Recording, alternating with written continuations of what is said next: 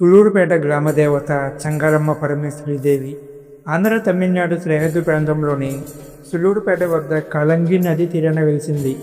దేశ చరిత్రలో ఎక్కడా లేని విధంగా అలసట లేకుండా ప్రతినిత్యం 24 గంటలు భక్తులకు దర్శన భాగ్యం కల్పిస్తుంది. భక్తులు భక్తి శ్రద్ధలతో పూజిస్తున్నారు. సుమారు 500 సంవత్సరాల క్రితం సులూరుపేటలోని కాలంగి నది ఒడ్డున వెలిసింది. ముందుగా ఈమె తెక్కలి మాటగా అవతరించి చంగారమ్మగా ప్రాచుర్యం పొందింది. పూర్వం ఈ ప్రాంతాన్ని సొబగిరి అని పిలిచేవారు. అప్పట్లో కొంతమంది పశువుల కాపరులు కాలంగి నది ఒడ్డున పశువులు మేపుతూ ఉన్నారు. అదే సమయంలో కొంతమంది పశువుల కాపరులు కాలంగి నదిలో స్నానం చేస్తున్నారు. నీటి సుడిగుండంలో ఓ కుర్రోడు చిక్కుకున్నాడు. దిక్కుతోచని స్థితిలో ఏమి చేయాలో తెలియక భగవంతుడా కాపాడు అని వేడుకున్నాడు. నీటిలో చిక్కున్న కుర్రోడుకు ఏదో ఒక బండరాయి తగిలింది. ఇంతలో అతను ఆ బండరాయిని గట్టిగా పట్టుకున్నాడు. ఆ రాయి, ఆ కుర్రోడు ఇద్దరు ఒకేసారి నది ఒడ్డుకు వచ్చి పడ్డారు. ఒడ్డున పడిన కుర్రోడు త్రోవ కోల్పోయి మీదుకు వచ్చి చూసుకున్నాడు. తనను ఎవరు తీసుకువచ్చి ఇక్కడ పడవేశారని ఆలోచించాడు. అటు పక్కనే ఓ విగ్రహంలా కనిపిస్తున్న ఆ రాయిని చూశాడు. అది అష్టభుజాలతో వివిధ రకాల ఆయుధాలను ధరించి ఉంది. వామపాదం కింద ఓ రాక్షసుని తొక్కిపట్టి చేతిలోని త్రిశూలంతో పొడిచి చంపుతున్న రూపంలో ఉంది. ఆ అద్భుతమైన విగ్రహాన్ని చూసి కుర్రవాడు ఆశ్చర్యపోయాడు.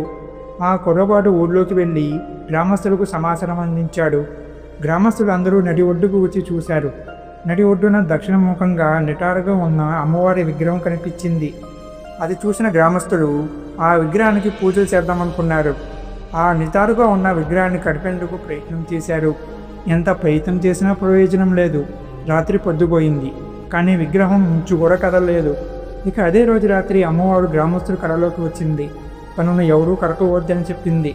అక్కడే అమ్మవారికి పూజలు చేయడం ప్రారంభించారు. నీటి సుడిలో పుట్టిన అమ్మవారు కాబట్టి ఈ ప్రాంతానికి సుళ్ళూరు అని నామకరణం చేశారు.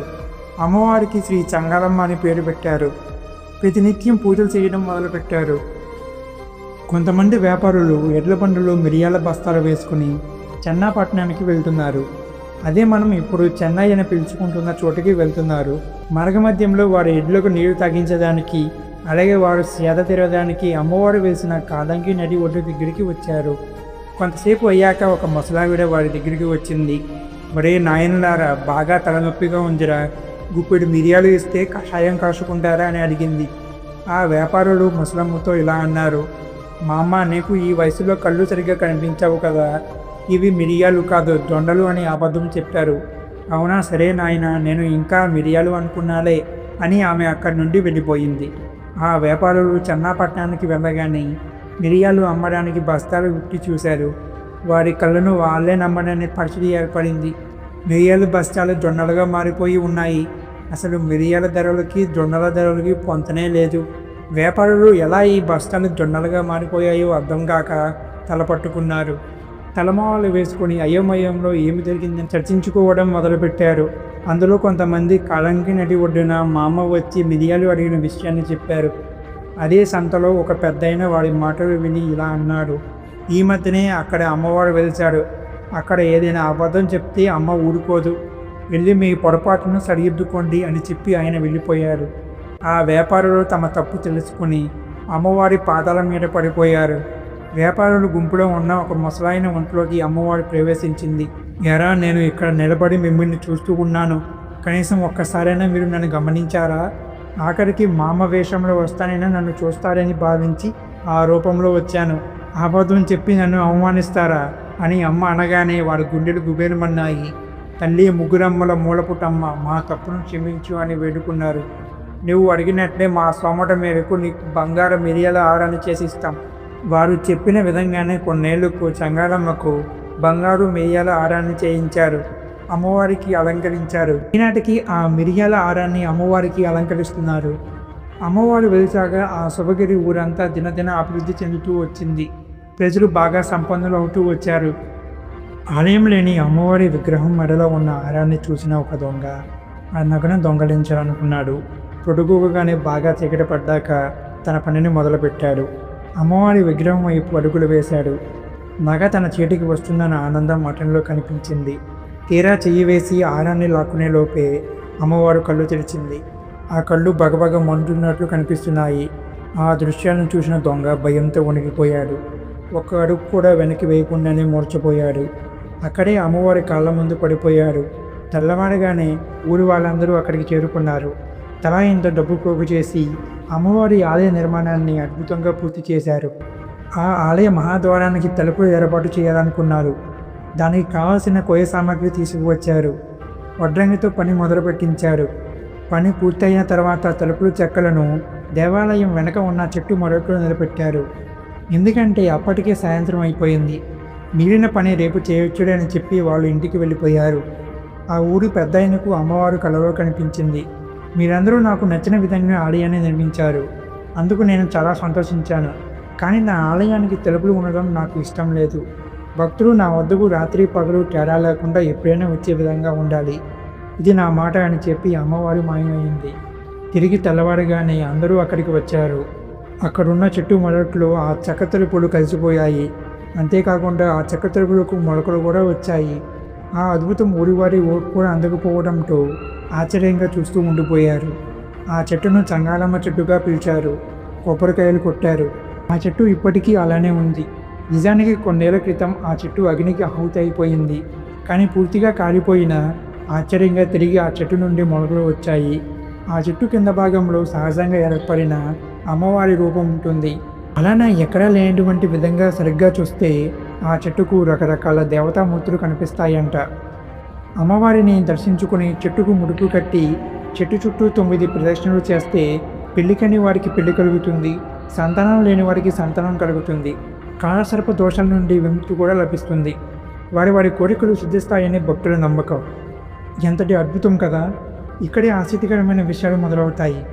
చెంగాలి అమ్మవారు కొండంత కొడుకుని నెరవేరుతుందా లేదా అని ముందే చెప్తారంట.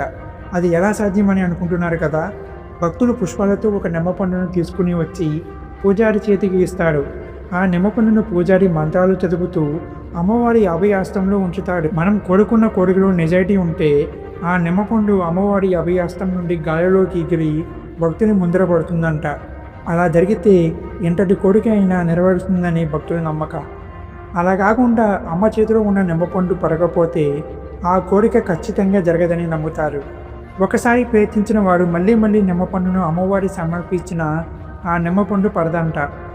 ఇస్రో వంటి గొప్ప శాస్త్రవేత్తలు కూడా ఈ ఆలయానికి సమీపంలో ఉన్న శ్రీహరికోటలో ఏదైనా ఉపగ్రహాలు ప్రయోగించినప్పుడు ముందుగా ఉపగ్రహాల నమూనాను చంగాళమ్మ తల్లి వద్ద పెట్టి పూజిస్తారు. ఆ తర్వాతే ప్రయోగం చేస్తారు. 7 సంవత్సరాలకు ఒకసారి అమ్మవారి బ్రహ్మోత్సవాలు అంగరంగ వైభవంగా జరుగుతాయి. ఇందులో ప్రత్యేకత ఏముందంటే ఆలయానికి ఎదురుగా 40 అడుగులు ఎత్తుగల లావుపతి స్తంభాన్ని నిలబెట్టి ఈ స్తంభం పైభాగంలో నలువైపులా తిరిగేలా రత్నాన్ని అమర్చుతారు.